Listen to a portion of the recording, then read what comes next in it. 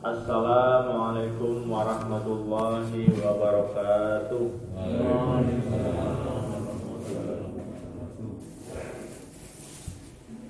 Innal hamdalillah nahmaduhu wa nasta'inuhu wa nastaghfiruh wa na'udzu billahi min shururi anfusina wa min sayyiati a'malina. May yahdihillahu fala mudilla lahu wa may yudlil fala hadiya lahu. Asyhadu an la ilaha illallah wahdahu la syarika lah wa asyhadu anna Muhammadan abduhu wa rasuluh. Allahumma salli wa sallim wa barik ala Muhammad wa ala alihi wa ashabihi wa man tabi'ahum bi ihsanin ila yaumil qiyamah. Amma ba'du.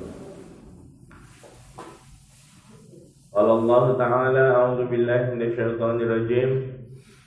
Ya ayyuhalladzina amanu taqullaha haqqa tuqatih wa la tamutunna illa wa antum muslimun. Kaum muslimin, muslimat, jamaah salat subuh, jamaah pengajian Ahad pagi Masjid Al-Hikmah Jalan Pucang, rahimani wa rahimakumullah. Alhamdulillah, pujian dan syukur kita panjatkan kehadiran Allah Subhanahu wa taala yang maha luas ampunannya, yang maha banyak, yang sangat banyak tercurah kenikmatannya, yang sangat banyak rezekinya, yang sangat sibuk dan sangat telaten mengurus makhluk-makhluknya termasuk kita semua, yang sangat penyabar, yang sangat menghargai upaya hamba-hambanya sekecil apapun sehingga niat pun diberikan balasan, yang sangat mencintai hamba-hambanya melebihi kecintaan makhluk manapun atau ibu manapun kepada putra-putrinya, yang Maha Esa, yang tiada Tuhan yang berhak disembah selain Dia. Maka marilah kita selalu bersyukur kepada Allah Subhanahu wa taala di semua keadaan kita, di semua takdir kita, di semua kondisi kita.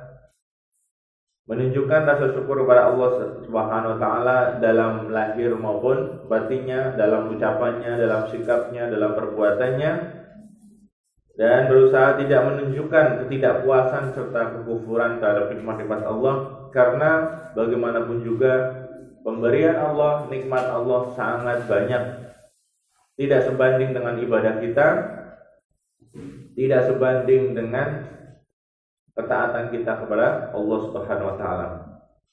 Salawat dan salam semoga Allah senantiasa curahkan dan limpahkan kepada utusannya yang mulia Nabi Muhammad sallallahu alaihi wasallam beserta keluarganya, para sahabatnya, para pengikutnya hingga akhir zaman,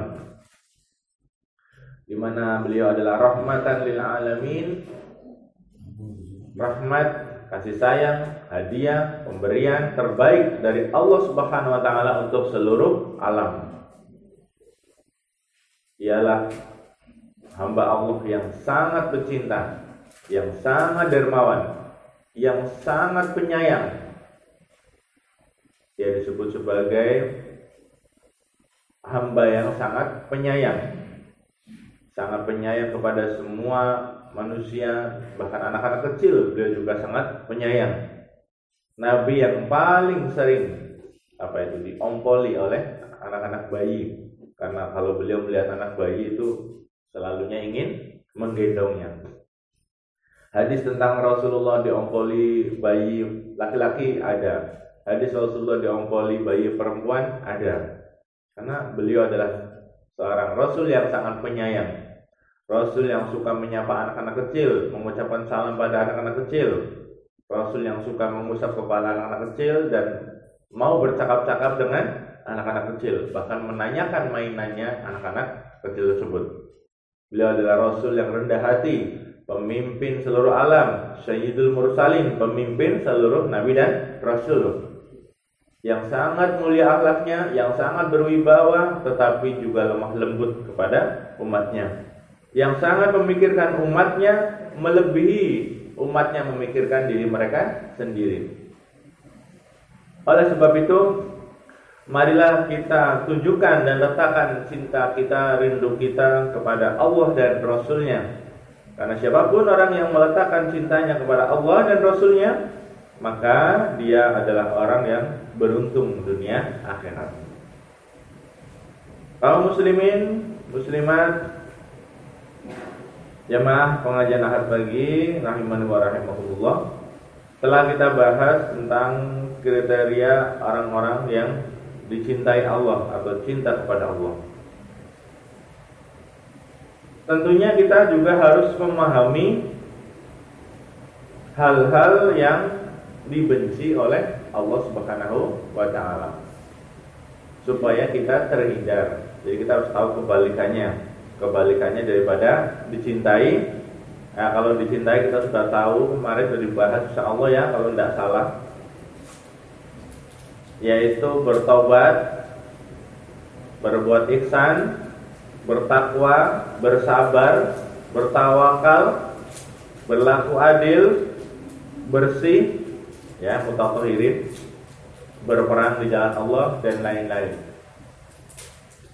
Nah, kita tidak hanya fokus pada apa-apa yang membuat Allah cinta kepada kita, tetapi kita juga harus perhatikan apa-apa yang membuat Allah membenci kita, supaya kita tidak kehilangan cinta dari Allah Subhanahu wa ta'ala, dan supaya kita tidak kehilangan rasa cinta kita kepada Allah Subhanahu wa ta'ala. Bagaimana bisa hilang rasa cinta pada Allah? Belum punya, gitu. Belum enak kalau belum punya itu ya kita harus cari rasa cinta kepada Allah. Kayaknya malah belum punya, jadi gak hilang. Jangan sampai hilang mobilnya. Bagaimana hilang mobilnya? Belum punya mobilnya. Karena memang ciri-cirinya agak susah ini. Surat Al-Anfal ayat 2. Innamal mu'minuna alladzina idza dzukirallahu wajilat qulubuhum. Sesungguhnya orang beriman itu adalah orang-orang yang apabila disebut nama Allah, gemetarlah hati mereka. Kan belum punya rasa gemetar hati tatkala Allah disebut. Memang belum punya. Tapi kita harus mempelajarinya supaya kita punya. Dan kita mohon pada Allah rasa cinta kepadanya. Ada doanya kan? Allahumma ini as'aluka hubbaka wa hubba man yuhibbuka wa hubba amalin yuqarribun ila hubbika, dan seterusnya. Ya Allah, aku minta kepadamu rasa cinta kepadamu, dan cinta kepada orang yang mencintaimu, dan cinta kepada amal-amal perbuatan yang mendekatkan diriku kepada cinta padamu, dan jadikanlah cintaku kepadamu lebih aku sukai daripada air yang dingin. Nah, itu ada doanya itu ya. Jadi persoalan perasaan cinta kepada Allah itu sesuatu yang sangat penting. Terkadang kita perhatian dengan salahnya bacaan, sehingga perlu diadakan tahsinul Quran. Ada nggak sih pelajaran tahsin? Ada nggak? Tahsinul Quran. Terkadang kita fokus dengan salah-salahnya gerakan-gerakan sholat. Makanya ada pelajaran fikih sholat, ya kan? Salah gerakan, salah ucapan, salah bacaan, salah pakaian juga harus kita membahas dan memperhatikan. Tetapi jarang ada orang yang membahas kesalahan perasaan. Nah, itu kesalahan perasaan. Sholat ke masjid, bajunya sudah betul, gerakannya sudah betul, bacaannya sudah tahsin, tajwidnya betul, harokatnya betul, panjang pendeknya sudah betul, tapi qalbunya belum tahsin. Nah, tahsinul qulub, tahsin qalbu. Jadi ada istilah baru ya, tahsinul qulub, perbaikan pembenaran perasaan hati. Nah, tahsinul qulub berarti sholatnya pakai cinta, sholatnya pakai khusyuk, ya gitu. Kalau gerakan tumanninah, kalau hati juga harus tumanninah, khusyuk dan pakai cinta. Jadi kita perlu juga tahsin, perbaikan perasaan hati kita. Nah, ini kita harus pahami bahwasanya kalau orang sudah melakukan cinta kepada Allah, cinta kepada Rasul, maka dia akan merasakan lezatnya iman. Manisnya. Kalau di hadis manisnya iman. Salatun, nih Rasulullah bersabda, salatun man kunna fihi wajada halawatal iman.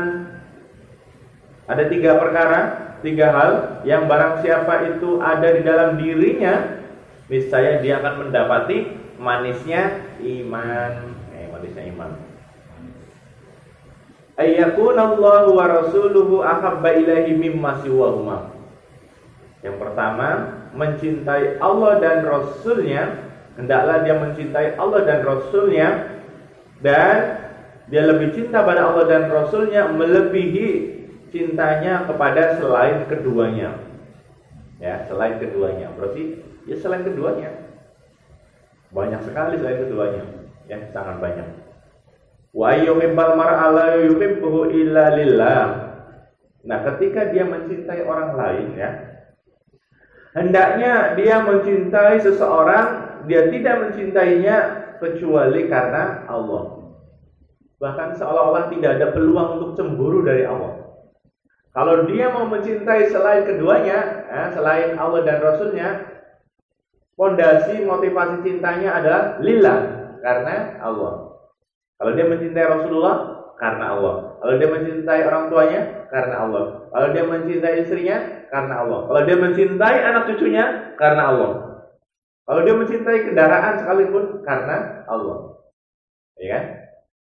Jadi cinta kepada selain keduanya juga lillah, karena Allah. Wa yakraha ayyamuda fil kufri kama yakrahu ayyubadhafa fin nari. Dan dia benci kembali kepada kekufuran sebagaimana dia benci apabila dilemparkan ke dalam api neraka. Api neraka. Jadi bencinya dia untuk kembali kafir, kembali kufur, kembali maksiat, kembali berdosa, seperti bencinya dia kalau dibakar, dilempar ke dalam api neraka, ya. Kalau orang merasakan 3 hal ini di dalam dirinya, berarti dia akan mendapati manisnya iman. Kalau tidak ada di dalam dirinya 3 hal ini, berarti kebalikannya manis. Kebalikannya manis apa? Pahit. Pahit. Pahitnya iman. Kon sholat 5 waktu pahit. Kon jamaah 5 waktu pahit. Kon sholat tahajud pahit. Kon sedekah pahit. Gitu.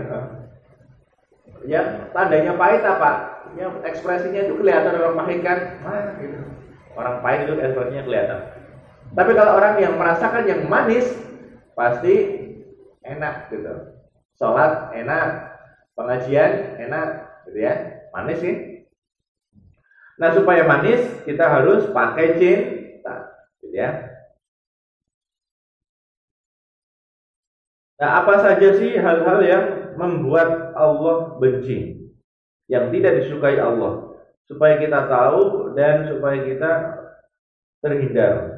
Ini banyak sekali, tetapi kita bahas secukupnya insyaallah. Surat Al-Baqarah ayat 190. A'udzubillahi minasyaitonirrajim. Wa qatilu fi sabilillahi alladzina yuqatilunakum wa la ta'tadu. Innallaha la yuhibbul mu'tadin.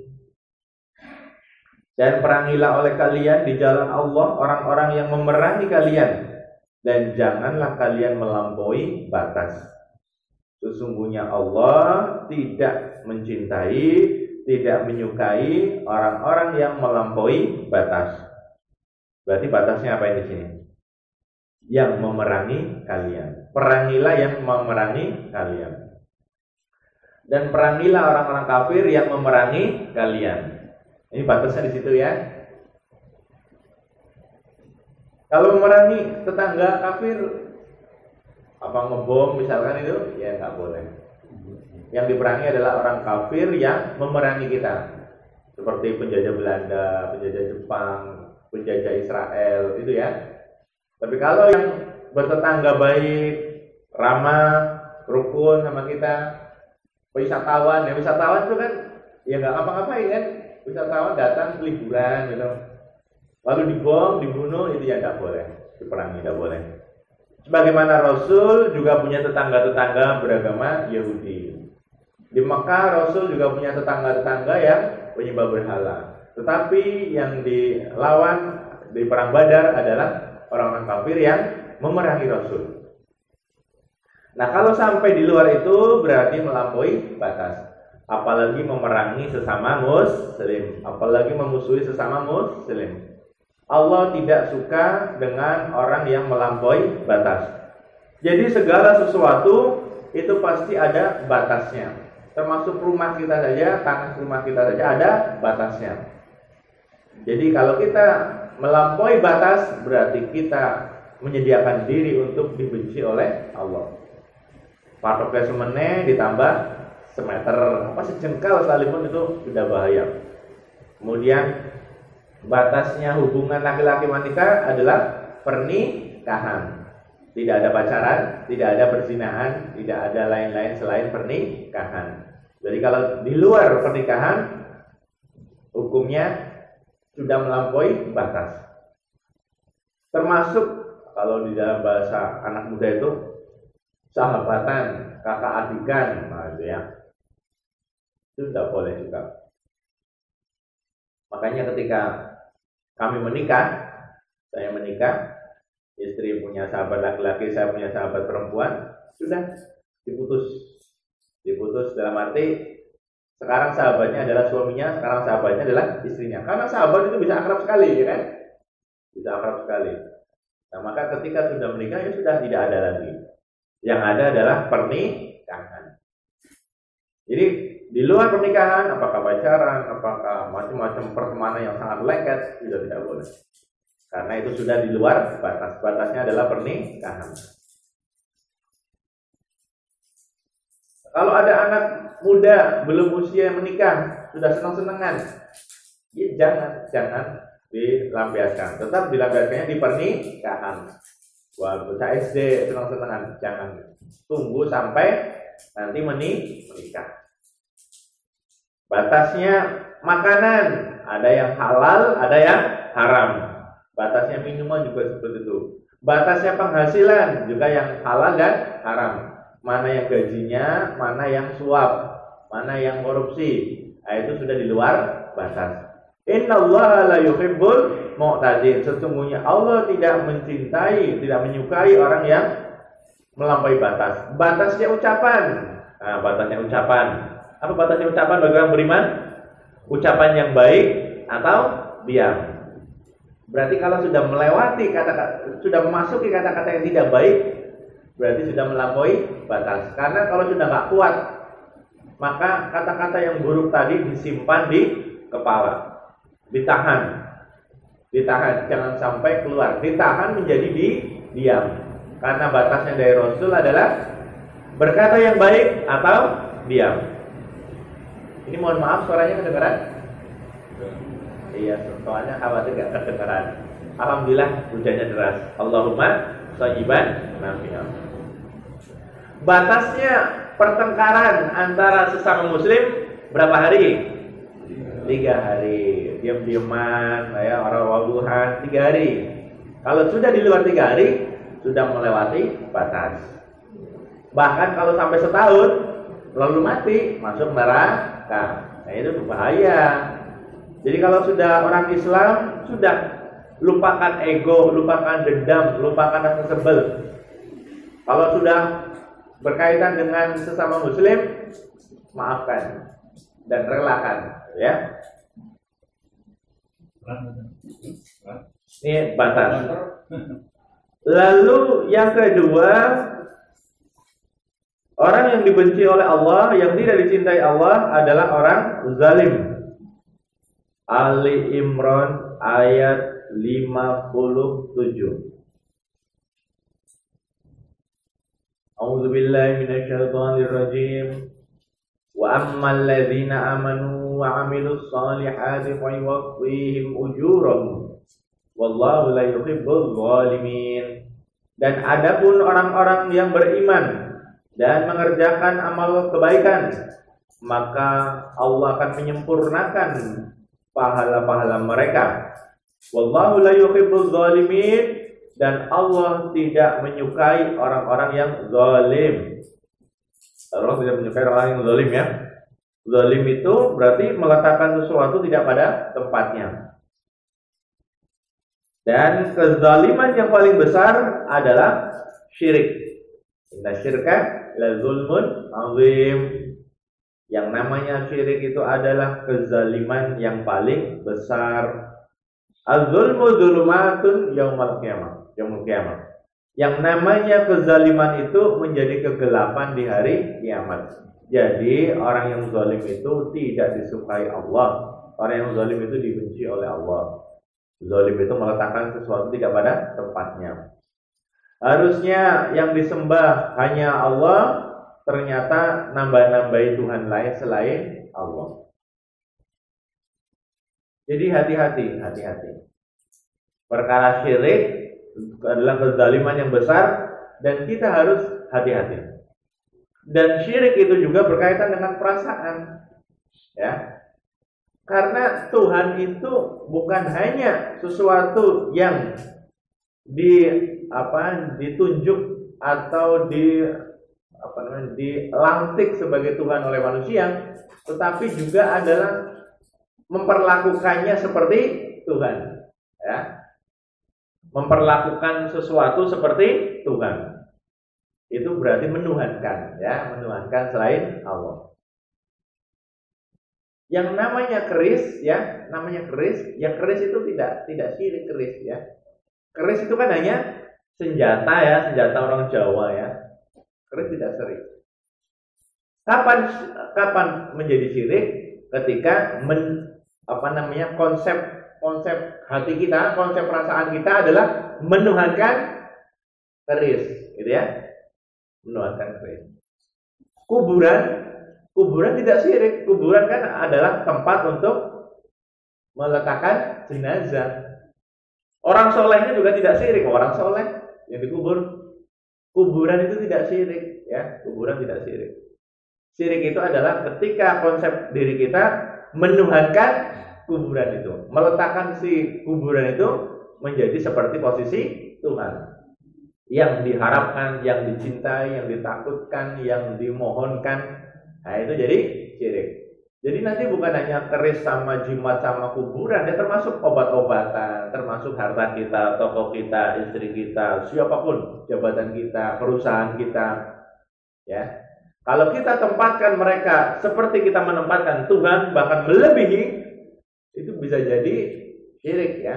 Hati-hati. Di mana letak cinta kita? Di mana letak kesetiaan kita? Di mana letak kesungguhan kita? Di mana letak penghambaan kita, ya. Itu berarti menuhankan. Ini harus hati-hati. Jadi kezaliman itu sesuatu yang membuat Allah benci. Cuma repotnya Allah selalu ketahuan. Kita selalu ketahuan oleh Allah. Makanya kita harus hati-hati. Tahsinul qulub. Kita harus hati-hati. Juga kezaliman dalam masalah harta, kezaliman dalam masalah hak-hak, kezaliman dalam masalah macam-macam pekerjaan tidak amanah. Ingatlah, Allah tidak menyukai orang-orang yang zalim. Atau terkadang kita bisa mengetahui di mana ada air mata, di situ ada hati yang tergores. Ada hati yang tergores, berarti ada orang yang menggores. Berarti ada kezaliman terjadi. Bisa jadi. Walaupun ada air mata bahagia, gitu ya. Jadi hati-hati dengan kezaliman. Sehingga usahakan hidup dalam keadaan tidak menzalimi orang lain. Dan kalau ternyata kita mengingat-ingat umur kita, lalu ada kezaliman yang kita lakukan, baik sengaja atau tidak sengaja, maka kita segera meminta halalnya. Sebelum kita menemui pada suatu hari la bai'un fihi wala khullah. Tidak ada jual beli dan tidak ada teman setia. Tidak ada syafaat, tidak ada kecuali yang atas izin Allah. Sebelum di mana datang hari di mana tidak ada lagi seperti itu.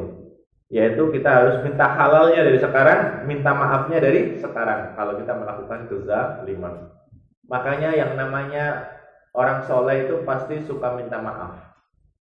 Suka minta maaf. Orang kepenakan, perasaannya orang kepenakan untuk nyalai wong, untuk nyakiti wong. Orang soleh itu pasti suka minta maaf pada Tuhannya. Suka minta maaf pada orang-orang. Suka minta maaf pada tetangganya. Saya ada itu, ada jamaah di Kabupaten itu ya. Dia itu maaf ya, kakinya itu cacat satu. Jadi kakinya itu betul-betul satu diseret. Satu itu diseret.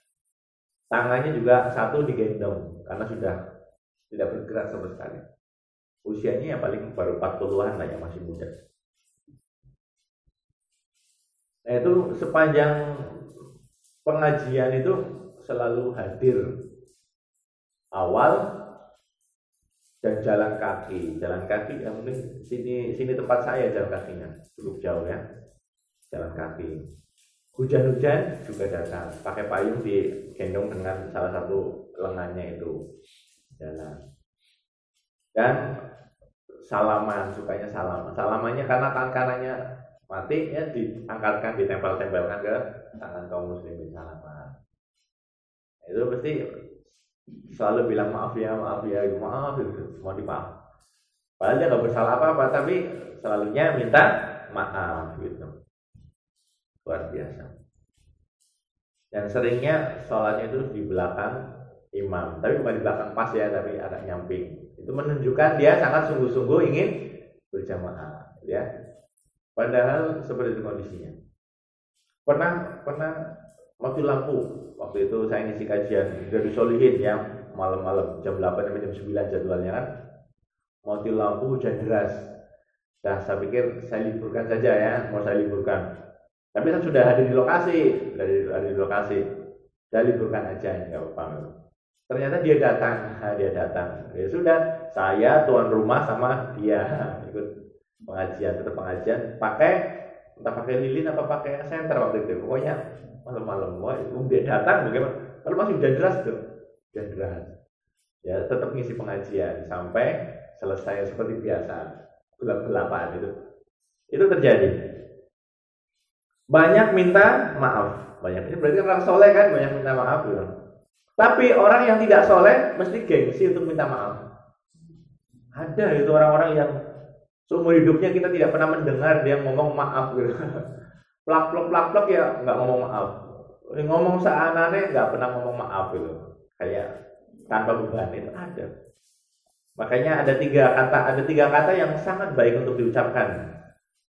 Yang pertama tolong, yang kedua terima kasih, yang ketiga maaf.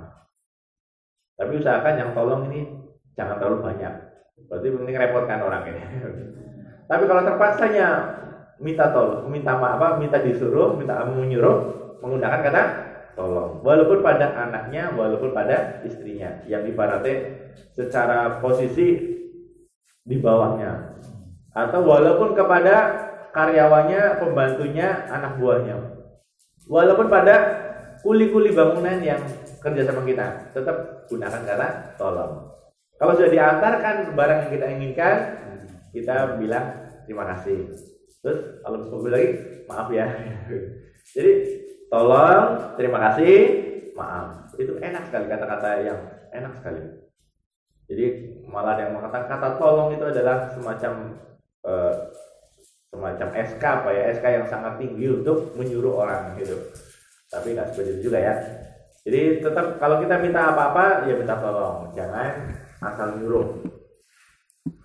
Jadi orang yang dibenci Allah adalah orang yang zalim, sehingga orang soleh betul-betul sangat takut menzalimi orang lain. Sehingga mereka banyak istighfar, mereka banyak mohon ampun, mereka banyak minta maaf.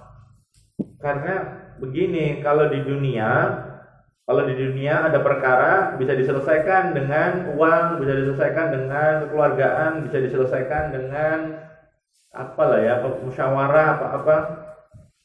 Tapi kalau di akhirat diselesaikannya dengan amal kita, ayo rugi kan? tapi kan aku wis haji ya. Pokoknya wis haji sekalipun kalau ternyata kita menzalimi banyak orang, habis pahalanya, habis gitu ya. Dan nanti di sana diselesaikannya dengan amal-amal kita.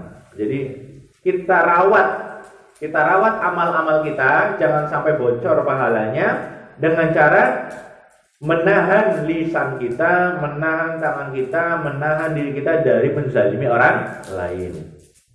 Man saliman muslimuna min lisanihi wa yadihi, ya, al-muslimu ya.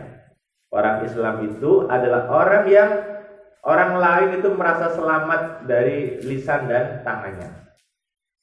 Tuh. Berarti omongannya apik, perbuatannya apik, sehingga orang lain itu merasa tentram kalau berdekatan dengan dirinya. Jangan sampai menjadi orang yang lisannya penuh kezaliman, tangannya penuh kezaliman, sehingga orang-orang khawatir, cemas untuk berdekatan. Misalnya ada sebuah gang, kemudian lewatlah seorang yang zalim. Kita mau lewat, astagfirullah, aja lewat kene lah, ganti jalan lain gitu. Papasan dia berubah ya, Mbok mbok terkena kezaliman yang ada pada dirinya. Nauzubillah min dzalik. Kita nggak usah ngoreksi siapa-siapa, kita ngoreksi diri kita sendiri. Karena ini ayat Quran untuk siapa? Ayat Quran untuk siapa? Anggaplah ayat Quran itu adalah Allah turunkan melalui malaikat Jibril untuk kita. Untuk siapa Quran? Untuk kita. Untuk saya ya. Untuk saya Al-Quran. Memang turunnya kepada Rasulullah, tapi Rasulullah coba periksa. Dari kecil kan sudah sempurna kan Rasulullah. Ayat Al-Quran tentang wal kadhiminal ghaidha, menahan marah, wal 'afina 'anil nas, dan memaafkan orang. Apa untuk Rasulullah? Rasulullah itu dari lahir juga sudah pemaaf, ya kan? Rasulullah dari lahir juga sudah penahan marah. Lah kita jangan sampai kita, oh itu ayat untuk Rasulullah, untuk saya bukan. Ya enggak, Al-Quran itu buat kita. Yang mau masuk surga neraka siapa? Ya kita. Ya kita harus merasakan bahasanya ketika kita membaca Al-Quran itu bukan untuk orang lain, itu untuk kita. Nah kalau surat Al-Lahab gimana Pak Didi? Ya Al-Lahab juga gitu. Al-Lahab itu yang maksudnya walaupun cerita tentang Abu Lahab, tetapi untuk kita supaya jangan punya sifat seperti Abu Lahab. Yang ibu-ibu jangan punya sifat seperti istri Abu Lahab, wa mar'atuhu hammalatal hatab. Jadi walaupun ayat Abu Lahab ya untuk kita pelajarannya ya. Terkadang bikinnya untuk orang lain, ya. Untuk orang lain enggak buat kita. Surat Al-Hujurat ayat tentang rasani, ayat tentang ngalang-ngalang menjelekan orang, ya untuk kita. Tapi kan tetap terjadi kita ngalang-ngalang. Yang paling sering bahan ala pemerintah. Ya, apa bapak-bapak tidak akan bahagia walaupun pemerintahnya seperti itu tetap bahagia saja ya. Jangan sampai kita kehilangan kebahagiaan. Jangan sampai kita kehilangan akhlak ketika membicarakan mereka. Jadi luar biasa memang kecewa ya, tapi tetap yang sabar, yang ikhlas. Kalau memang bisa merubah, rubahlah. Kalau tidak bisa, ya doakan gitu loh. Kalau ngedrumel di grup WhatsApp ya mereka juga nggak mendengar gitu ya. Gitu ya. Mau gimana lagi coba. Yang penting kita yang jangan seperti mereka gitu. Karena umur kita sangat berharga, ya. Nanti kita disindir sama Rasulullah ya dalam juz 19 itu ya. Juz 19 awal itu, juz 19 yang halaman pertama itu. Rasulullah itu mengeluh gitu ya,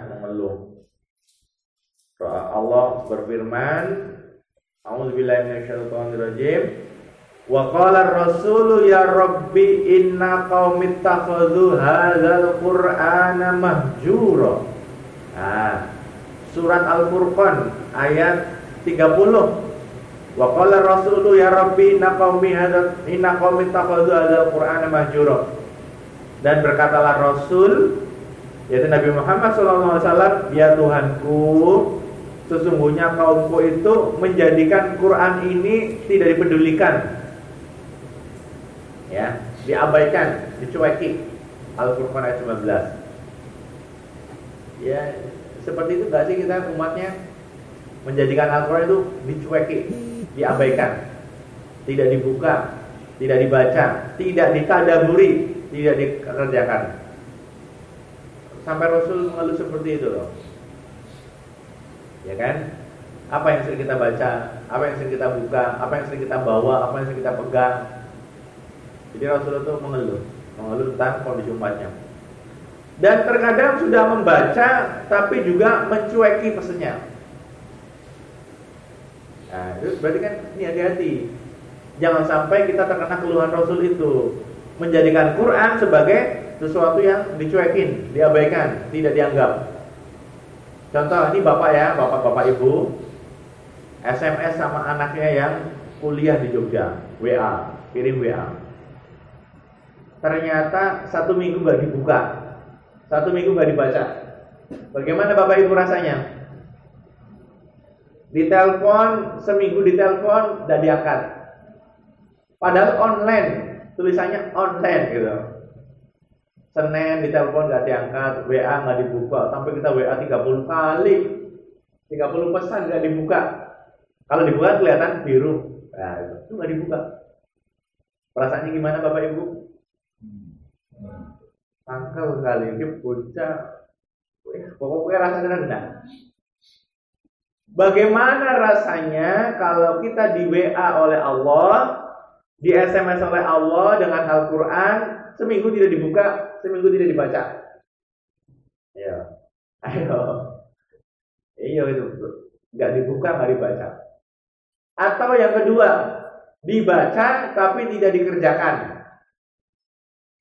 Bapaknya karo ibune wis belum makan malam, lapar sekali. Anaknya kebetulan lagi di luar. Dan pasti bawa uang itu, dompetnya ada. WA sama anaknya, "Nak, tolong berikan nasi goreng 2 buat bapak ibu." Wah, dibuka. Ternyata centang biru, alhamdulillah centang biru. Berarti diwaca anak-anaknya, diwaca. Bali-bali kosongan, sumum. "Nak, mana nasi gorengnya?" Gak beli gitu. Sudah dibaca maksudnya sudah dipahami sudah. Kok nggak dikerjakan? Malas tuh. Astagfirullah. Bapak ibu wis ngenteni suwe-suwe, tapi malah orang ditumbas naik dan gawe mie. Maksudnya apa? Sudah dibuka, sudah dibaca, sudah dipahami, tapi tidak dikerjakan. Nah, kita baca Quran ini bahasa Arab loh. Pesannya Allah bahasa Arab. Bagaimana supaya mengerti? Harus baca terjemahannya. Ternyata dia belum sampai surga, Kayaknya belum sampai surga. Kalau baru membaca dan baru memahami itu belum sampai surga. Ya kan? Sampai surganya kapan? Ketika kita melaksanakan, kan? Melaksanakan pesan-pesan dari Allah Subhanahu wa taala. Jadi ternyata begitu ya. Sakit sekali kalau sudah seminggu lebih tidak dibuka SMS-nya. Kayak anakku loh.